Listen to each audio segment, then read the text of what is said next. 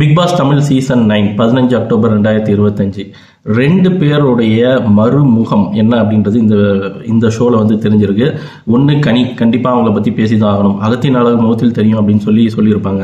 அகத்துக்குள்ளே இவ்வளோ பெரிய ஒரு வஞ்சகம் இருக்குது, அந்த புத்தி இருக்குது அப்படின்றதே இப்போ தான் அவங்களுக்கு தெரியுதா, இல்லை வந்து எனக்கு இப்போ தான் தெரிய வருதுன்னு சொல்லி நடிக்கிறாங்களான்னு தெரியாது. பட் உள்ளுக்குள்ளே இருக்கக்கூடிய ஒரு வஞ்சக புத்தியை வந்து வெளியே காட்டியிருக்காங்க. அது வெளியே வர்றதுக்கு காரணமும் பார்வதி தான். ஏன்னா இன்னைக்கு காலையில் ஒரு கேள்வி கேட்டிருப்பாங்க, சோத்துல உப்பு போட்டிங்களே அதுக்கு மன்னிப்பு கேட்கணும்னு உங்களுக்கு யாருக்காவது தோணுச்சா அப்படின்னா நேருக்கு நேராக சொல்லணும், ஆமாம்மா இது வந்து கேம் பிளே, நான் வந்து மன்னிச்சிருங்க, இந்த மாதிரி நாங்கள் பண்ணோம், இனிமேல் பண்ண மாட்டோன்றது அக்செப்ட் பண்ணிட்டு போனோம். அது என்ன, நான் டீம் கிட்ட கேட்டுட்டு நான் வரேன் அப்படின்னு சொல்றது. பார்வதி ஒரு ஆள் வந்து சாப்பிடாததுனால இவங்க எல்லாருமே சாப்பிடல அப்படின்னு சொல்லி அவங்கள மன்னிப்பு கேட்க வச்சாங்க. ஆனால் இன்னைக்கு அந்த ஃபுல் கேம் பிளே, ஐ மீன் அதில் உப்பு போடணும் அப்படின்ற பிளான் பண்ணதே கனிதான். அப்போ இதுக்கு வந்து அவங்க பொறுப்பெடுத்து மன்னிப்பு கேட்க முடியாதா? அவங்க எப்படிப்பட்ட கேரக்டர் அவங்க வச்சிருக்காங்க அப்படின்றது வெளியில வந்துருச்சு. அதுவும் இல்லாத ஏதோ பக்கி பயன்லாம் பேசியிருப்பாங்க. எனிவே அவங்க வந்து இப்போதான் அவங்களோட சுயரூபம் வந்து வெளியே வர ஆரம்பிக்குது. இன்னொரு கேரக்டர் யாருன்னு பார்த்தீங்கன்னு வச்சிங்களா, பார்வதி. இத்தனை நாள் வந்து ஒரு என்ன சொல்றது, ஒரு அரகண்டாகவும் ஒரு சண்டை போடக்கூடிய டைப்பாகவும் தெரிந்த பார்வதி திடீர்னுட்டு ஒரு ரொமான்டிக் கேலாக மாறி இருக்காங்க. கம்ருதீன் கூட உக்காந்துக்கிட்டு ஒவ்வொரு பசங்களுக்கும் மார்க் போட்டு கம்ருதீனுக்கு எவ்வளோ மார்க்குன்னு போட்டு ஒரு ஃபன்னான ஒரு மூமெண்ட்டாக வந்து கொண்டு போயிட்டு இருந்தாங்க. அவங்க அரோரா, துஷார், அதுக்கப்புறம் கம்ருதீன் எல்லாம் உட்காந்து பேசும்போது அந்த மூமெண்ட் நல்லா தான் இருந்தது. ஏன்னா ஒரு டிஃப்ரெண்ட்டான ஒரு கேர்ள் அப்படின்னு சொல்லி நம்மளால அவங்கள வந்து ஃபீல் பண்ண முடியுது. ஸோ இந்த மாதிரி ரெண்டு பேருடைய விஷயங்கள் தெரிஞ்சது. இதை தாண்டி பிக் பாஸ் ஷோவில் இந்த மாஸ்க் டாஸ்க், இந்த பொம்மை டாஸ்க் வச்சாங்க தெரியுமா, அந்த டாஸ்க்கு வேல்யூவே இல்லாத மாதிரி இந்த ஹவுஸ்மேட்ஸ் சண்டை போட்டுட்டு இருக்காங்க. ஏன்னா எப்பயுமே ஒரு டாஸ்க் நடக்கும்போது அதில் தான் வந்து டிஃப்ரெண்ட்டான ஸ்ட்ராட்டஜிஸ் யூஸ் பண்ணுவாங்க, வின் பண்ணணும் அப்படின்றதுக்காக பயங்கரமான ஒரு கேம் பிளே பண்ணுவாங்க. ஆனால் இந்த டாஸ்கில் ஒன்றுமே நடக்கிற மாதிரி தெரியல. ஒன்று முட்டிக்கிறாங்க, இல்லையா போய் உக்காந்துக்கிட்டு சமாதானம் பேசுகிறாங்க. என் ஃபோட்டோவை நீ வை, உன் ஃபோட்டோவை நான் வைக்கிறேன். அது வந்து கேம் பிளே கிடையாது.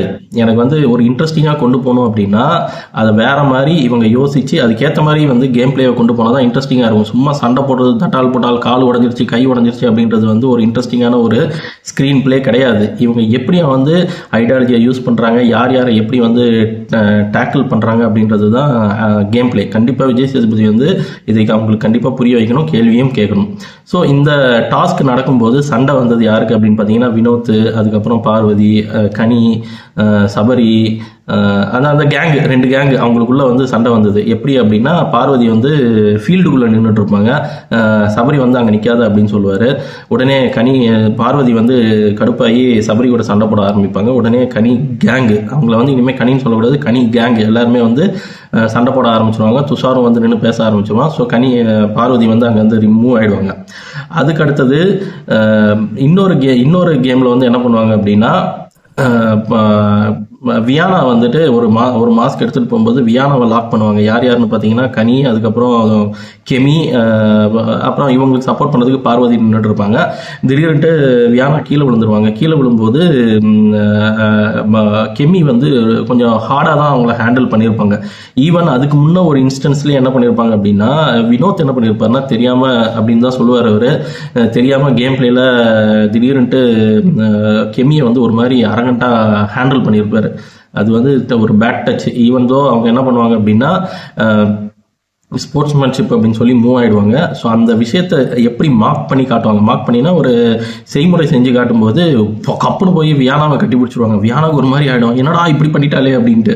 அதுக்கப்புறம் அதே மாதிரியான ஒரு ஹேண்ட்லிங் வந்து திரும்ப கேம் நடந்துட்டு இருக்கும்போது பண்ணியிருப்பாங்க. ஸோ அப்போ வியானா கீழே விழுவாங்க. கீழே விழும்போது இவங்களோட கால் வந்து வியானா மேலே வந்து லாக் ஆகியிருக்கும், இவங்கள மூவ் ஆக முடியாத மாதிரி.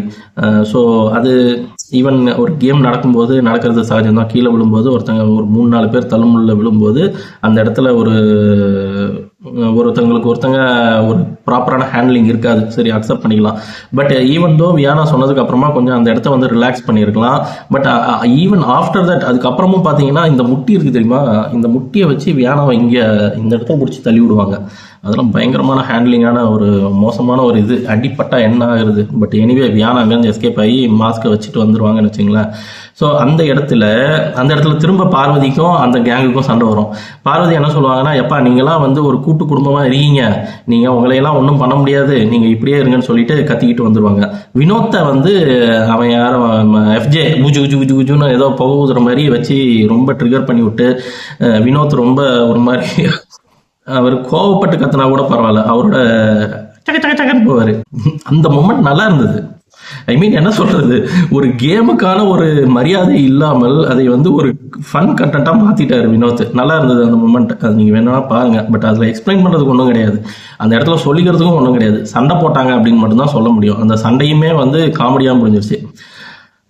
ஸோ இப்படி தான் வந்து பொம்மை டாஸ்க் முடிஞ்சுது. அதுக்கு மேலே அங்கே சொல்கிறதுக்கு ஒன்றுமே கிடையாது. ஏன்னா இவங்க வந்து மேன் ஹேண்ட்லிங் மட்டும்தான் நடந்ததே தவிர, அந்த டாஸ்க்குன்னு நீங்கள் எடுத்துக்கிட்டிங்கன்னா ஒருத்தங்க வின் பண்ணுறாங்க, ஒரு ஒரு ஒரு ஃபேஸ் வந்து அந்த அந்த லாக்குள்ளே போய் உக்காரணும், அந்த அதை வைக்கணும் அப்படின்னா அதுக்கு அவங்க என்ன பண்ணாங்கன்றதே ஒன்றுமே இல்லை. இவங்க என்ன பண்ணுறாங்க, ஓடி போகிறாங்க, டக்குன்னு எடுக்கிறாங்க. இப்போ ஒரு 4 பேர் 5 பேரை வந்து ஸ்டாப் பண்ணி வச்சு இவன் போகக்கூடாதுன்ட்டு பிளான் பண்ணி பண்ணுறது தான் வந்து நல்லாயிருக்கும் கேம். பட் இங்கே அந்த மாதிரி ஒன்றும் நடந்த மாதிரி தெரியல. ஏன்னா பிக் பாஸ் ஹவுஸ்மேட்ஸ் வந்து பார்த்தீங்கன்னா கிட்டத்தட்ட 10-12 பேர் இருக்காங்க. டீலக்ஸ் ஹவுஸில் இருக்கிறவங்க வந்து 7 பேர். ஸோ அந்த மாதிரி ஒரு இம்பேலன்சிங்காக இருக்கும்போது இப்படி தான் நடக்கும். அது தெரிஞ்ச விஷயம்தான். பெரிய ஒரு இன்ட்ரெஸ்டிங்கான கேம் கிடையாது. அடுத்தது என்ன நடந்தது அப்படின்னு பார்த்தீங்கன்னா கிச்சன் தான். கிச்சனில் தான் உங்களுக்கு எல்லா விஷயமுமே இருக்குது. கிச்சன் மட்டும்தான் வந்து ஒரு பெரிய கேம் பிளே. ஏன் தெரியுமா கிச்சன் வந்து இப்போ வந்து பெரிய ஃபோக்கஸிங்காக இருக்குது?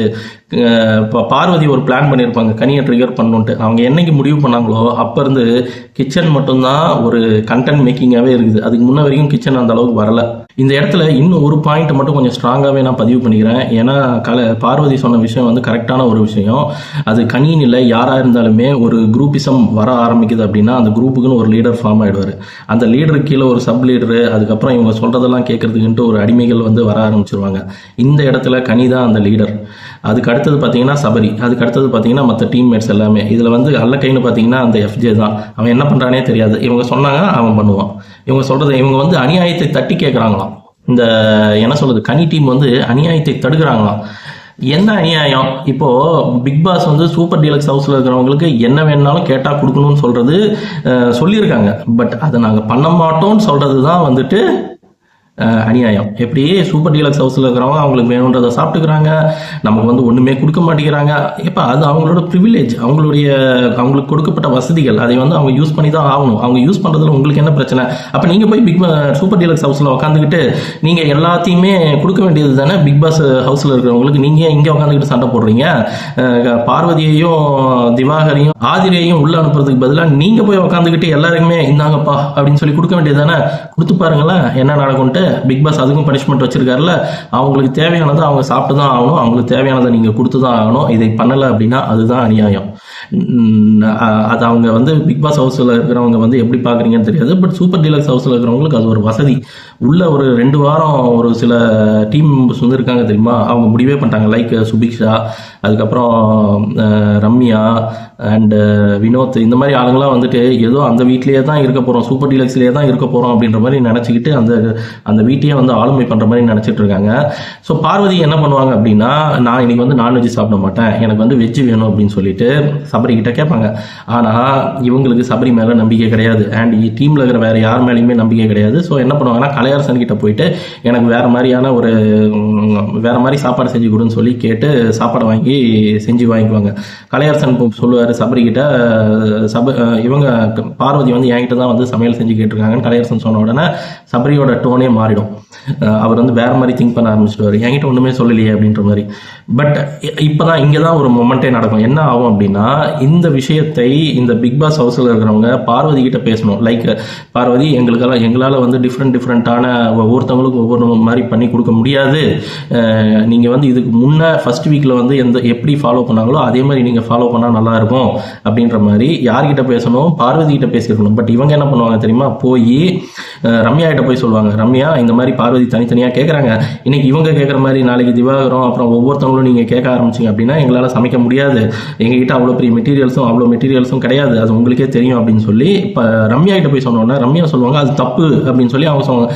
ஆக்சுவலாக இங்கே என்ன கொஷின் அப்படின்னா, ஒவ்வொருத்தவங்களும் இண்டிவிஜுவல் பிளேயர், ஒவ்வொருத்தவங்களுக்கும் ஒவ்வொரு சொகுசுகள் வந்து சூப்பர் டீலக்ஸ் ஹவுஸில் இருக்குது. சூப்பர் டீலக்ஸ் ஹவுஸில் லீடர்னு யாராவது இருக்காங்களா, இல்லை இன்னொருத்தவங்களோட தனிப்பட்ட உரிமையை வந்து இவங்க எடுத்து இவங்க கொடுக்கக்கூடாதுன்னு சொல்றது இவங்களுக்கு ரைட்ஸ் ஏதாவது இருக்கா? ரம்யா வந்துட்டு சொல்லியிருப்பாங்க நான் வந்து சாப்பாடே இல்லாமல் கஷ்டப்பட்டிருக்கேன் அப்படின்ட்டு. ஓகேம்மா, நீங்கள் சொல்கிறதெல்லாம் கரெக்டு தான். அதாவது அதாவது ஒரு நியாய தர்மன்றது இருக்க தான் செய்யுது, இல்லைன்னு சொல்லலை. அதே சமயத்தில் அவங்களுக்கான ஒரு உரிமைகள்னு ஒன்று இருக்குது. அதை அவங்க அனுபவிக்கிறதுல உங்களுக்கு என்ன பிரச்சனை? நீங்கள் கேட்கலாம், வீட்டில் இருக்கிறவங்களுக்கே சாப்பாடு இல்லை, அதுக்கப்புறம் அவங்களுக்கு என்ன அப்படின்ட்டு. நீங்கள் ரெண்டாக பிரித்து பார்க்கணும். அதுதான் கேம், அதுதான் கேமோட ஸ்ட்ராட்டஜி. அந்த இடத்துல இன்கேஸ் பார்வதி வந்துட்டு நான் கேட்ட சாப்பாடை கொடுக்காம நீங்கள் கொடுத்த சாப்பாடை என்னால் சாப்பிட முடியாதுன்னு சொல்லி அவங்க பட்னி கிடந்தாங்க அப்படின்னா இன்னைக்கு யார் மன்னிப்பு கேட்க போகிறாங்க? ஒருவேளை அவங்க பண்ணுவாங்க, ஏன்னா அவங்க பண்ணக்கூடிய ஆள் தான். நான் கேட்டது எனக்கு கிடைக்கல அப்படின்னா நான் சாப்பிட மாட்டேன். அவங்க எத்தனை நாள் வேணாலும் அவங்க சாப்பிடாம இருப்பாங்க. அவங்க சாப்பிடாம இருக்கிறதுனால பிக் பாஸ் ஹவுஸில் இருக்கிற எல்லாருமே சாப்பிடாம இருக்கணுமா? அப்போ சூப்பர் டீலக்ஸ் ஹவுஸில் இருக்கிற மற்றவங்க எல்லாம் விட்டு கொடுத்துட்டு போக வேண்டியது தானே. அவங்க இருந்துட்டு போட்டோம், அவங்க ஒரு ஆள் தானே, நீங்கள் பண்ணு, நாங்கள் 6 பேர் விட்டு கொடுக்குறோம், நீங்கள் விட்டு கொடுத்துட்டு போக வேண்டியது தானே. ஸோ ரம்யா என்ன பண்ணுறாங்கன்னா, அவங்களுக்கான பார்வதி சொன்ன விஷயத்த வந்து தப்புன்னு சொல்லி இவங்க பேசுகிறேன் அப்படின்றாங்க. அடுத்தது இன்னொரு டைம் பார்த்தீங்க அப்படின்னா, சுபிக்ஷா வந்துட்டு பார்வதி கிட்ட, அக்கா நீங்கள் வந்து கிச்சன் பக்கம் போகாதீங்க அப்படின்ட்டு பிக் பாஸ் ஹவுஸில் இருக்கிறவங்க சொல்கிறாங்க அப்படின்வாங்க. அப்போ இவங்க கொஸ்டின் கேட்பாங்க, லைக் அங்கே போகக்கூடாதுன்னு சொல்கிறதுக்கு அவங்களுக்கு ரைட்ஸ் கிடையாதுமா, நீ ஏன் வந்து அதை பற்றி கேட்டுட்டு இருக்க? இல்லக்கா நீங்க வந்து அந்த கிச்சன்ல அதுல உட்காரக்கூடாது அப்படின்னு சொல்லி அது தப்புக்கா அப்படின்னு பேச்ச மாத்திடுவாங்க சுபிக்ஷா. அதாவது பேச வந்த விஷயம் ஒண்ணு, அவங்க கிட்டேயே அந்த பிக் பாஸ் வீட்டில் இருக்கிறவங்க கிட்டேயே நீ இந்த மாதிரி பேசக்கூடாதுன்னு முடிச்சிருந்தா அந்த பாயிண்ட் அப்படியே முடிச்சிருக்கும். இல்லையா பார்வதி கிட்ட வந்துட்டு நீங்க உக்காராதீங்கன்னு சொல்லியிருந்தா அது வேற டாபிக்கா இருந்திருக்கும். இவங்க என்ன பண்ணாங்கன்னா ட்ரிகர் பண்றாங்க, பார்வதியை ட்ரிகர் பண்ணி பார்க்கணும்னு ட்ரை பண்ணுறாங்க. ஆனால் பார்வதி என்ன பண்ணிட்டாங்கன்னா, நான் அதில் உட்கார மாட்டேன், ஆனால் அங்கே போகக்கூடாதுன்னு சொல்கிறதுக்கு அவங்களுக்கு ரைட்ஸ் கிடையாதுன்னு சொல்லி பார்வதி அந்த பாயிண்ட்டை முடிச்சிருவாங்க. இந்த இடத்துல வந்துட்டு என்ன அப்படின்னா, வினோத்துக்கும் திவாகருக்கும் சண்டைன்னு சொல்ல முடியாது. அவங்க என்னதான் பண்றாங்க தெரியல. ஒரு காலேஜ் ஃப்ரெண்ட்ஸ் 2 பேர் எப்படி வந்து சண்டை போட்டுப்பாங்க, அந்த மாதிரி சண்டை போட்டுக்கிட்டு 2 பேரும் ஜாலியா பேசிக்கிட்டு போவாங்க. என்னன்னா திவாகர் என்ன சொல்லுவார் தெரியுமா, ஒரே விஷயத்த 10 தடவை சொல்லிக்கிட்டே இருப்பாராம். உடனே வினோத்துக்கு வந்து கோவம் வந்துடும். ஏன் நீ இந்த விஷயத்த 10 தடவை, உனக்கு அறிவு இருக்கா, எனக்கு அறிவு இருக்கா, நீ என்ன படிச்ச, அப்படி இப்படி அப்படி இப்படின்ட்டு பேசிப்பாங்க. பட் எனிவே அது ஒன்றும் பெரிய ஒரு கண்டென்ட் கிரியேட் அளவுக்கு ஒரு பெரிய ஒரு மோசமான சண்டைகள் கிடையாது, ஒரு செல்ல சண்டையா தான் இருந்தது. கிச்சன்ல பிரவீன் வந்து திவாகர் கிட்ட ஒரு கொஸ்டின் கேட்பாரு, நல்லா பேசுறதுக்கு மட்டும் கன்னியாக்கா கிட்ட உட்காந்து பேசுறீங்களேன்னு, ஃபீல்டில் வரும்போது மட்டும் எல்லாருக்கிட்டையும் ஏன் இப்படி கோச்சிக்கிறீங்க அப்படின்னு சொல்லி கேட்பாரு. பிக் பாஸ் ஹவுஸ் அப்படின்னா என்ன, பிரவீனுக்கு கொஞ்சம் யாராவது புரிய வைங்க. அப்பதான் இந்த கேள்வியை மற்ற யார்கிட்டையும் இனி கேட்க மாட்டார். அது மட்டும் இல்லாமல் திவாகர் ஏன் கன்னியாக்கா கூட நல்லா ஜாலியாக சுற்றுறாருன்ற விஷயம் உங்களுக்கு நல்லா தெரியும். இது பார்வதியும் திவாகரும் போட்ட பிளான். அப்போ கன்னியாக்கா கிட்ட இருந்து தானே விஷயத்தை கறந்து பார்வதி கிட்ட சொல்ல முடியும். ஸோ திவாகரும் கேம் பிளேவை மூவ் பண்ணிட்டு தான் இருக்காரு. இதெல்லாம் அவங்களுக்கு புரியாது. எப்போ தனித்தனியாக இண்டிவிஜுவல் கேம் விளையாட ஆரம்பிக்கிறாங்களோ அப்போதான் புரிய ஆரம்பிக்கும். அப்புறம் இன்னொரு இடத்துல கனி என்ன பண்ணுறாங்க அப்படின்னா, கனி, எஃப்ஜே, அதுக்கப்புறம் சுதா, சபரி இருப்பாருன்னு நினைக்கிறேன், சபரி, இந்த மாதிரி அந்த கேங்கு எல்லாருமே என்ன பண்ணுவாங்கன்னா, பார்வதி வந்து தனியாக சாப்பாடு கேட்குறாங்க, இனிமேல் நம்மளால் அந்த மாதிரி செஞ்சு கொடுக்க முடியாது, நம்ம என்ன பண்ணலாம் அப்படின்னா, நம்ம வீட்டில் இருக்கக்கூடிய வெங்காயம் தக்காளி எல்லாத்தையும் போட்டு ஒரு ஏடியா வதக்கி வச்சிடலாம், இருக்கிற வெஜிடபிள்ஸை வந்து ஹாஃப் குக் பண்ணி மசாலா மஞ்சள் வச்சு மிளகாத்தூள் போட்டு ஃப்ரிட்ஜுக்குள்ளே வச்சிடலாம், நம்ம எப்போ வேணுமோ அப்போ வந்து எடுத்து அது வந்து கிரேவியோ இல்லை என்ன வேணுனாலும் பண்ணிக்கலாம் அப்படின்னு சொல்லி ஒரு பிளான் பண்ணுறாங்க. இது எதுக்கு அப்படின்னா, சூப்பர் டீலக்ஸ் ஹவுஸில் இருக்கிறவங்க கேள்வி ஏதாவது வேணும் அப்படின்னு சொல்லி கேட்டாங்க அப்படின்னா அவங்க கிட்ட இல்லை அப்படின்னு சொல்லி ஒட்டுமொத்தமாக பதில் சொல்கிறது தான் இந்த பிளான் எனக்கு தெரிஞ்சு.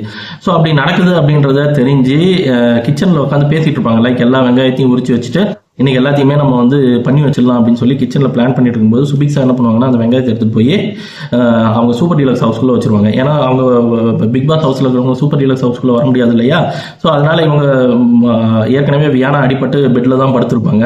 ஸோ சுபிக்ஷா என்ன பண்ணுவாங்கன்னா, இந்த வெங்காயத்தை கொண்டு போய் கொடுத்துருவாங்க வியானா கிட்ட. ஸோ வியானா வந்து படுத்து தான் இருப்பாங்க. இந்த விஷயத்துக்கும் வியானாக்கும் எந்த சம்மந்தமுமே இருக்காது. ஆனால் எஃப்ஜே என்ன பண்ணுவார் வெளியில் அப்படின்னா, உள்ள ஊம குசும்பு மாதிரி உக்காந்துக்கிட்டு எல்லாத்தையும் கால் மேலே கால் போட்டு பார்த்துட்டு இருக்கா பாருன்னு சொல்லி வியானாவை வந்து ஒரு மாதிரி சொல்லுவார். ஒரு மாதிரி இல்லை, இப்படி தான் சொல்லுவார், கோபமாகவே சொல்லுவார்.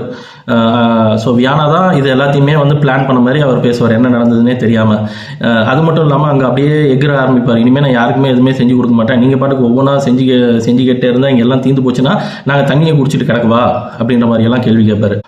அப்போது வினோத் என்ன பண்ணுவார் அப்படின்னா, உள்ள வியானா கிட்ட வந்து பேசும்போது வியானா சொல்லுவாங்க, இந்த மாதிரி எல்லாமே வந்து அவங்க பிக் பாஸ் ஹவுஸில் இருக்கிறவங்க எல்லா ரேஷனையும் யூஸ் பண்ணி செய்ய போகிறாங்களாம், அதனால நம்ம இந்த மாதிரி அவங்க கேட்டால் மட்டும் கொடுத்தா போதும், கேட்குற அளவுக்கு மட்டும் நம்ம வந்து கொடுத்தா போதும் அப்படின்னு சொல்லி முடிவு எடுத்திருக்காங்க.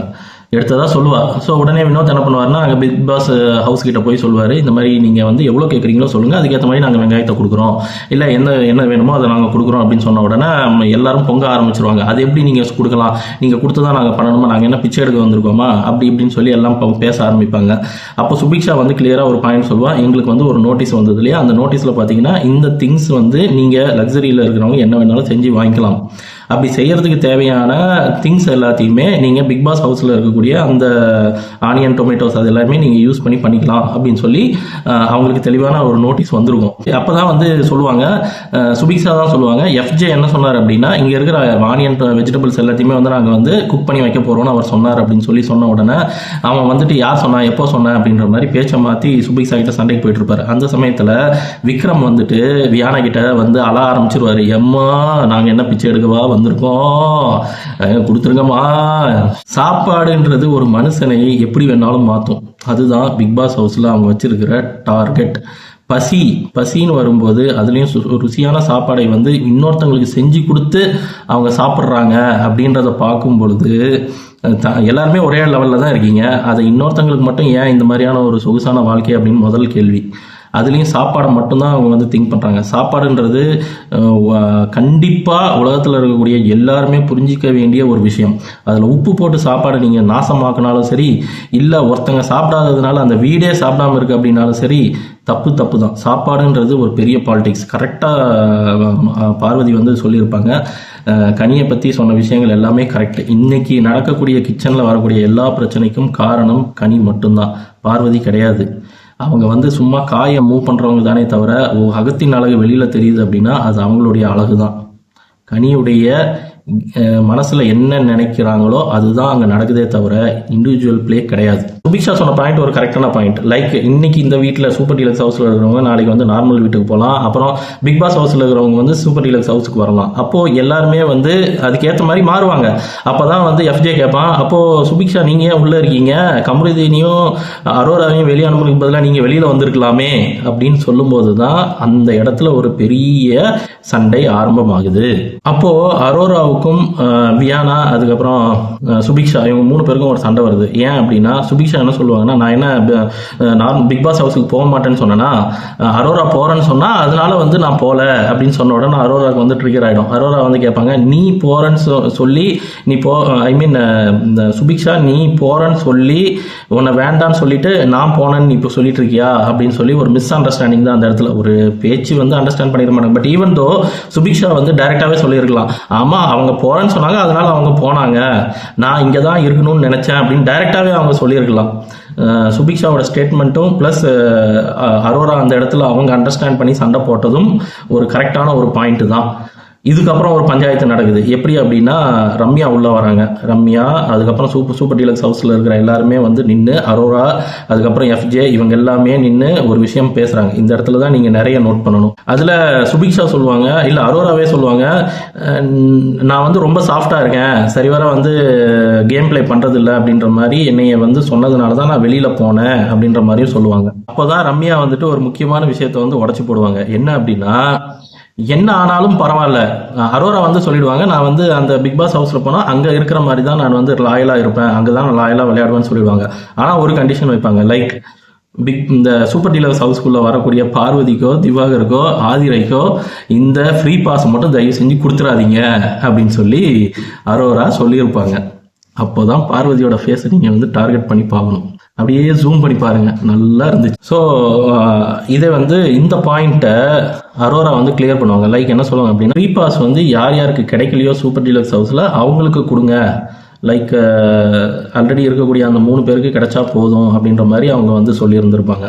முதல் வாரம் செகண்ட் டே யார் யாருக்கு வந்து ஃப்ரீ பாஸ் கொடுக்கலான்னு சொல்லி பிக் பாஸ் கேட்கும்போது ரம்யாவுக்கு வந்து விட்டு கொடுத்ததாவே யார் விட்டு கொடுத்தாங்க அப்படின்னா அரோரா தான் விட்டு கொடுத்தேன் அப்படின்னு சொல்லி அவங்க சைடில் ஜஸ்டிஃபை பண்ணுறாங்க.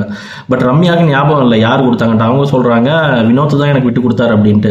பட் கனி இருந்துட்டு சொல்கிறாங்க, இல்லை எனக்கு நல்லா தெரியும் அரோரா தான் உங்களுக்கு விட்டு கொடுத்தாங்க அப்படின்னு சொல்லி சொல்கிறாங்க. ஸோ நெக்ஸ்ட் வீக் வந்து அப்கமிங் வீக்ஸில் யாரெல்லாம் விட்டு கொடுத்துருந்தாங்களோ சூப்பர் டீலக்ஸ் ஹவுஸில் அவங்களுக்கு ஃப்ரீ பாஸ் கிடைக்கணும் அப்படின்னு சொல்லி முடிவு பண்ணி வச்சுருப்பாங்க. பட் அரோரா வந்து வெளியில் வந்ததுனால அந்த ஃப்ரீ பாஸை ஆல்ரெடி சூப்பர் டீலக்ஸ் ஹவுஸில் இருக்கக்கூடிய கண்டஸ்டன்ஸுக்கு கொடுத்தா போதும், பார்வதிக்கோ இல்லை திவாகருக்கோ இல்லை ஆதிரைக்கோ கொடுக்க வேண்டாம் அப்படின்னு சொல்லி சொன்னதா கிளாரிஃபை பண்றாங்க யாரு, அரோரா. ஸோ இவங்க பேசிட்டே இருக்கும்போது ரம்யா சொல்றாங்க, நான் என்னோட கேம் பிளேயை நான் கரெக்டாக தான் பண்ணிட்டு இருக்கேன், எனக்கு குடும்பமா இவங்க வேணும், அதே சமயத்தில் நான் வந்து கேமும் கரெக்டாக தான் விளையாடிட்டு இருக்கேன், நான் அதுக்காக தான் இங்கே வந்திருக்கேன் அப்படின்னு சொல்லி ரம்யா சொல்லுவாங்க. அரோரா டக்குன்னு மூஞ்சில் அடிச்ச மாதிரி சொல்லிடுவாங்க, அது சிம்பத்தியை கிரியேட் பண்ணாத அப்படின்னு சொல்லிட்டு போயிடுவாங்க. அப்போ ரம்யா என்ன பண்ணுவாங்கன்னா கனிக்கிட்ட போயிட்டு, அக்கா நான் பேசுறது அப்படியே அவங்களுக்கு தெரியுது, நான் சிம்பத்தியவா கிரியேட் பண்றேன் அப்படின்னு சொல்லி கேட்கும்போது கனி முதல்ல சொல்ல மாட்டாங்க, அதெல்லாம் ஒன்றும் இல்லை கண்டுக்காத அப்படின்னு. ஆனால் ரெண்டாவதா கேட்கும்போது கனி என்ன தெரியுமா சொல்லுவாங்க, அப்படியெல்லாம் இல்லை, சிம்பத்தியெல்லாம் கிரியேட் பண்ணல நீ அப்படின்ற மாதிரி சொல்லி அனுப்பிடுவாங்க. ஆனா பாக்குற நமக்கு தான் தெரியுமே, பிக் பாஸ்னாலே இதுதான். பிக் பாஸ்ல ஏதியா குடும்பத்தை தேடி நீங்க போக போறீங்க? பிக் பாஸ்ல எந்த குடும்பத்தை நீங்க எடுத்துட்டு வெளியில வந்து வாழ்ந்துட போறீங்க? ஏற்கனவே நந்தினி போயாச்சு, இப்போ அடுத்தது ரம்யா வந்துகிட்டு கத்த ஆரம்பிச்சிட்டாங்க, ஐயோ என்னோட அழுகையை வந்து சிம்பத்தின்னு கிரியேட் பண்ண ஆரம்பிச்சிட்டாங்க, இனிமே நான் இந்த வீட்டுல இருக்க மாட்டேன், என்னை வெளியே அனுப்பு வெளியே அனுப்பு வெளியே அனுப்புன்னு அடுத்தது டிராமா பண்ண ஆரம்பித்து விட்டார்கள். ஒவ்வொரு கண்டஸ்டன்ஸையும் நீங்க ட்ரிகர் பண்ணி பார்த்தாதான் அவங்க வாயிலிருந்து வரக்கூடிய பொன்மொழிகள் எல்லாமே நமக்கு தெரிய ஆரம்பிக்கும். அப்படிப்பட்ட பொன்மொழி தான் ஒன்றும் தெரியாத பாப்பா போட்டாலாம் தாப்பா. இந்த பொன்மொழியை வந்து சொன்னது யாரு அப்படின்னா ரம்யா.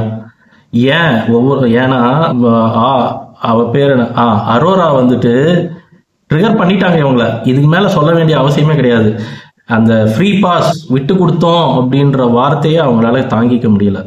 சரி விட்டு கொடுத்தா நன்றி சொல்லிட்டு போக வேண்டியதானே. பட் ஹீட்டு ஒரு கோபம்னு அப்படி தலைக்கேற ஆரம்பிச்சிச்சுன்னு வச்சிங்களேன், யார் காலில் வேணாலும் விழுவாங்க. அதுலேயும் மெயினாக பிக் பாஸ் காலில் விழுந்து என்னை வெளியே அனுப்பிடுன்னு கேட்பாங்க. பிக் பாஸ் கொஞ்சம் அடுத்ததெல்லாம் கொஞ்சம் ஒழுங்காக இன்டர்வியூ பண்ணுங்க, இந்த மாதிரியான கண்டஸ்டன்ஸை கொஞ்சம் நல்லா ப்ரெஷர் பண்ணி பாருங்க, அப்போதான் இவங்களாம் அடுத்த டார்கெட் பீப்புளுக்கு வந்து கிளிக் பண்ணி விட்ருவாங்க. ஓகே அரோரா பெஸ்ட்டு, ரம்யாவை வெளியே அனுப்பு தூக்கு, அவங்களே போகிறேன்னு சொல்லிட்டாங்கன்னு சொல்லி எல்லாருமே நாமினேட் பண்ணுவாங்க, ப்ளஸ் மக்கள் வந்து அவங்களை வெளியே அனுப்புவாங்க. இது பொதுவாக நடந்துட்டு போகிறது தான். அரோரா நல்ல ஸ்ட்ராங்கான லேடி தான்ப்பா, வச்சு வாங்குறாங்க, மெமரி பவர் இருக்கு, என்ன சொன்னோம் ஏது பேசணுன்றதை வந்து அண்டர்ஸ்டாண்ட் பண்ணி வச்சுக்கிறாங்க, மண்டையில் வச்சுக்கிறாங்க அவங்க. ரம்யா வந்து வெளியில் போய் உட்காந்து ஒரு விஷயத்த சொல்லுவாங்க, எப்போ ஒருத்தங்க மனசார ஒரு விஷயத்த இன்னொருத்தங்கிட்ட சொல்கிறாங்களோ, என்னுடைய வழியை நான் பகிர்ந்துக்கிறேனே தவிர உன்கிட்ட அதனால நான் சிம்பத்தி தேடுறேன் அப்படின்றது அர்த்தம் கிடையாது. இது வந்து உண்மையாகவே நல்ல ஒரு ஸ்டேட்மெண்ட், இது எல்லாருமே எடுத்துக்க வேண்டியது. அப்போ தான் ஒரு ரிலேஷன்ஷிப்ன்றது ஸ்ட்ராங்காக மூவ் ஆகும். ஒரு சிம்பத்தினால் ஒரு ரிலேஷன்ஷிப் வந்ததுன்னா அது என்றைக்குமே வந்து நிற்காது. ஸோ ரம்யா வந்து இந்த ஸ்டேட்மெண்ட் சொன்னது ரொம்ப சரியான ஒரு விஷயம். ஸோ அந்த விஷயத்தை யார்கிட்ட சொல்லுவாங்க தெரியுமா? பார்வதி கிட்ட சொல்லுவாங்க. So Parvathi is a mind player gamer என்ன வேணாலும் வச்சுக்கோங்க. பட் அரோரா என்ன சொல்கிறாங்கன்னா, என் மூஞ்சி முன்னாடி பொய் சொன்னால் எனக்கு பிடிக்காது அப்படிங்கிறாங்க. ஸோ இந்த இடத்துல யார் பொய் சொன்னாங்க, யார் என்ன நடந்தது, இந்த கண்டென்ட் எதுக்கு, இது எதனால் சண்டை போட்டாங்க, மொத்தத்தில் அடுத்தது வந்து அவங்களோட ஃபேமிலி ஹிஸ்ட்ரியை பற்றி ரம்யா சொல்லியிருப்பாங்க. அது உங்களுக்கு எந்த அளவுக்கு இம்ப்ரெசிவாக இருந்தது, உங்களுக்கு பிடிச்சிருந்ததா பிடிக்கலையா அப்படின்னு சொல்லி நீங்கள் தயவு செஞ்சு கமெண்ட்டில் சொல்லுங்கள். வாழ்க்கையில் லவ் சக்ஸஸ் ஆகிறதும் லவ் ஃபெயிலியர் ஆகிறதும் ஒரு அவங்கவுங்க கொண்டு போகிற அந்த அவங்களுக்குள்ளே இருக்கக்கூடிய விஷயத்தை வச்சு தான் இருக்கே தவிர, இதை பொதுவாக சொல்லும்போது அவன் விட்டுட்டு போயிட்டான் அப்படின்னு சொல்லும்போதும், இல்லை நான் அவனை விட்டுட்டு வந்துட்டேன் அப்படின்னு சொல்லும்போதும், உள்ளுக்குள்ளே ஒரு நிமிஷம் 2 நிமிஷத்தில் எதுவுமே நமக்கு வந்து தெரிய போகிறது கிடையாது. பட் கேட்டுக்கலாம், இவங்க சின்ன வயசில் பட்ட கஷ்டங்களையும் வந்து புரிஞ்சிக்க முடியுது. சித்தி அப்படின்றது வந்தாலே ஒரு குழந்தைக்கு அது யோசிக்கவே வேண்டாம், அது அவங்களுக்கு வந்து அந்த குழந்தைக்கு நடக்கக்கூடிய ஒரு பெரிய ஒரு கஷ்டம்தான் அது. அம்மான்றவங்க விட்டு போயிட்டாங்கன்னா அது அதை விட பெரிய கஷ்டம். இதையெல்லாம் சொல்லும்போது கஷ்டமாக தான் இருக்குது. ஆனால் கடைசியாக இவங்க வாழ்க்கையில் மாறுறதுக்கு ஒருத்தன் விட்டுட்டு போனது தான் பெரிய காரணமா அப்படின்னும் போது நம்ம அதையும் கேட்டுக்க வேண்டியதாக தான் இருக்குது. உங்களுக்கு எப்படி இருந்தது அப்படின்றத நீங்கள் சொல்லுங்கள். ஸோ ஓவராலாக இன்றைக்கி இந்த கண்டென்ட் எப்படி போச்சு அப்படின்னா, சம்மந்தமே இல்லாமல் ஒரு புது சண்டை உருவானது தான் ரம்யாவை வந்து ட்ரிகர் பண்ணி விட்டு அவங்களுக்கு அதான் குடும்பம்னு வரும்போது இப்படி தான் நடக்கும். ஸோ ரம்யாவை வந்து ட்ரிகர் பண்ணி அரோராவுக்கும் ரம்யாவுக்கும் நடந்த சண்டை, ப்ளஸ் ஆதிரை உள்ளே வந்துட்டு நீ என்ன இழுக்காத அப்படின்னு சொல்லி அவங்க சொன்னது, வியானா.